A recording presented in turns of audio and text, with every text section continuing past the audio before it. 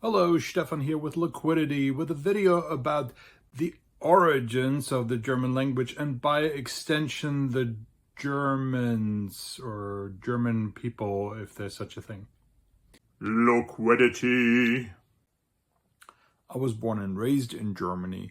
Then I studied in the United States and eventually I married somebody from the United States and also became an American. I immigrated to the United States then officially.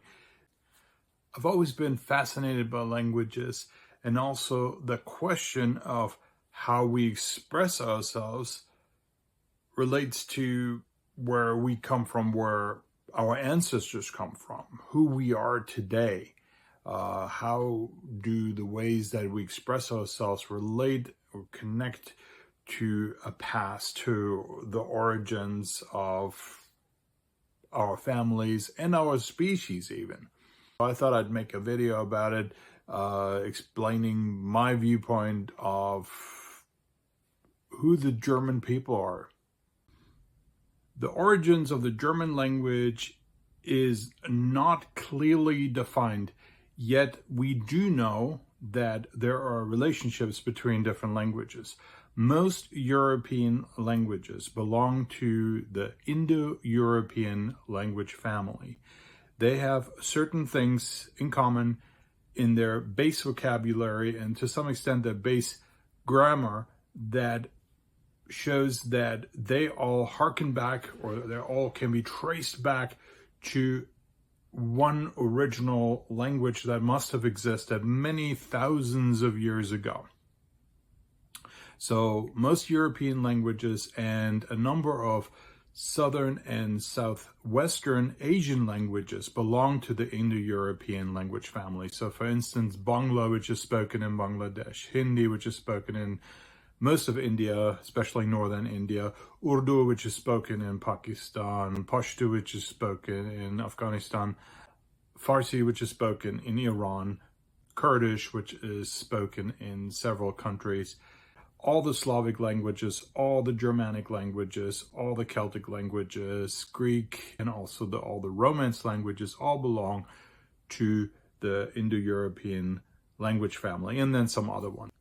Based on what we do know about these languages, it seems safe to say that the original speakers of the original or proto-Indo-European language must have originated or must have at one point lived for an extended period of time in either Central or West Central Asia, perhaps as far as easternmost Europe, where Ukraine and southern Russia is today, possibly in the Caucasus Mountains. So if you've ever wondered why white people are sometimes referred to as Caucasians, especially in the United States of America, that's why, because one of the theories is that Indo-European languages have their origin roughly in the Caucasus region, the Caucasus Mountains, that area where the countries of Armenia, Georgia, Azerbaijan, and several others exist.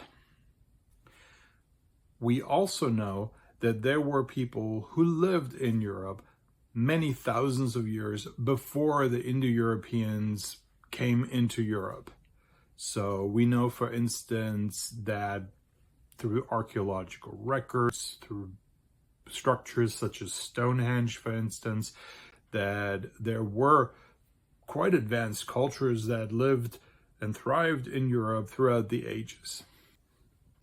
Out of curiosity, I had a DNA test taken, and DNA tests don't tell you what group of people you belong to as much as how many genetic markers you have in common with people who currently reside in certain regions or who typically can be found in certain regions within certain areas. So, of course, I have some DNA in common with Central Europeans, with Eastern Europeans to some extent, Western Europeans to some extent, even with people from the British Isles and also with Scandinavians. And I also have one marker that's most interesting, and that is I have ancestors who were not Homo sapiens, but I have some ancestors, a small percentage, who were Neanderthal. The Neanderthal people became extinct about 40,000 years ago. They lived alongside human beings, Homo sapiens, in Europe, and they interbred. They had offspring. They had babies together. And I must have at least some ancestors who come from that time period when Neanderthals and humans procreated and had some offspring. Then the descendants of that offspring must have eventually then had offspring with Indo-Europeans. So my genetics betray that I'm not 100% Indo-European. I must have had ancestors that lived in Europe long before Indo-Europeans had come in there. Now keep in mind, all people, according to what we know, according to what scientists have found, have their origin originally in Africa, most likely in eastern parts of Africa, where then people developed and they split up and became different subspecies of humans, and eventually Homo sapiens became predominant and then spread out and dominated the other types of humans, such as the Neanderthals, and sometimes interbred with them. Within the Indo-European language family, there are two Germanic language groups. There is the Northern Germanic language group, which is comprised of mostly Scandinavian languages such as Danish, Norwegian, and Swedish, and a few other smaller ones. Within the Western Germanic groups, we find predominantly English, German, and then Dutch and Flemish. Let's put those two together because those are really, really similar to each other. And then also some smaller languages that most people have never heard of, but they do exist, and some of them are actually thriving quite well.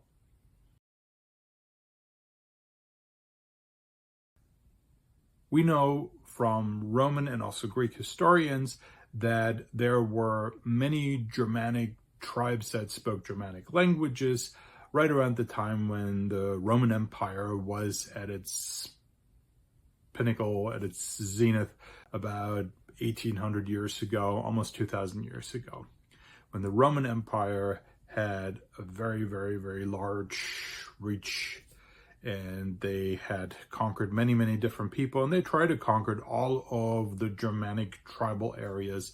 They succeeded in conquering a lot of them, but not all of them.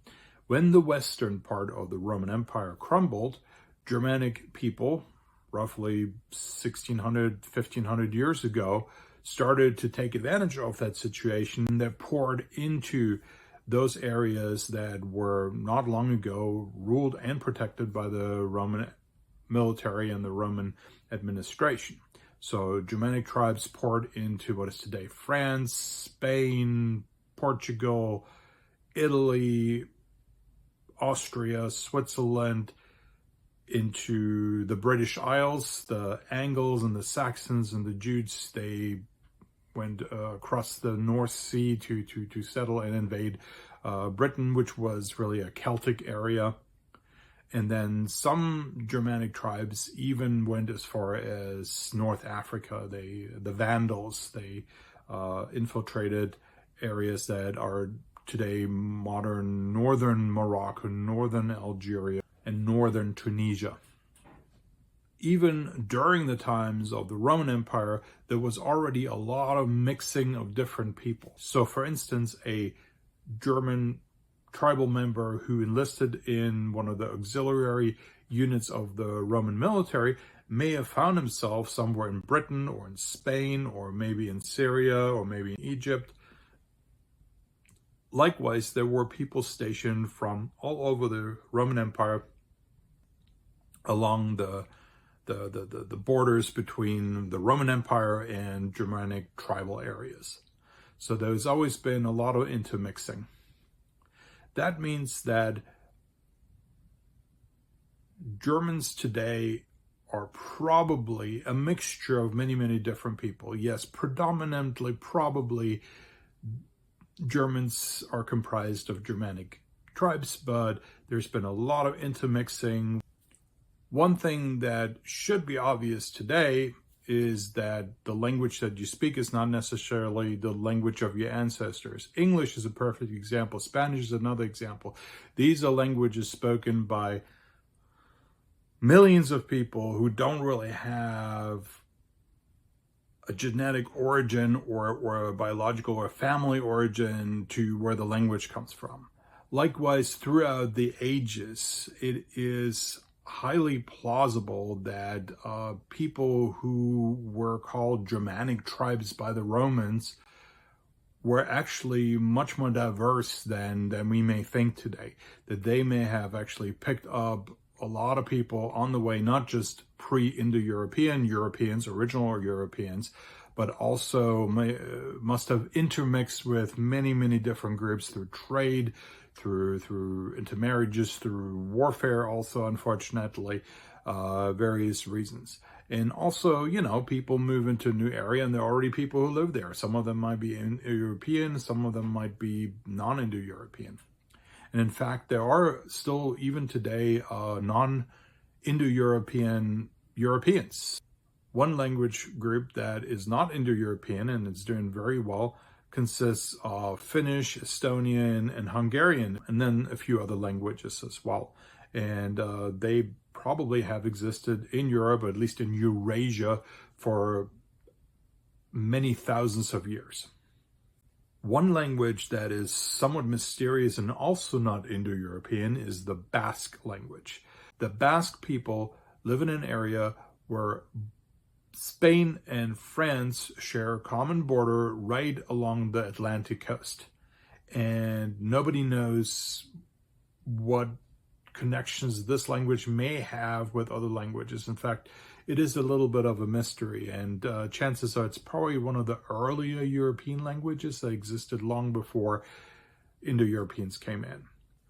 So it is safe to say that Germans today are a very diverse people, and more so today than even when I was young, when I grew up in Germany back in the 1970s, 80s, and 90s. Germany was somewhat more homogenous, but even then, I knew a lot of people who had at least one parent who came from either another European country or even another country outside of Europe, from Asia, from Africa, or maybe South America somewhere.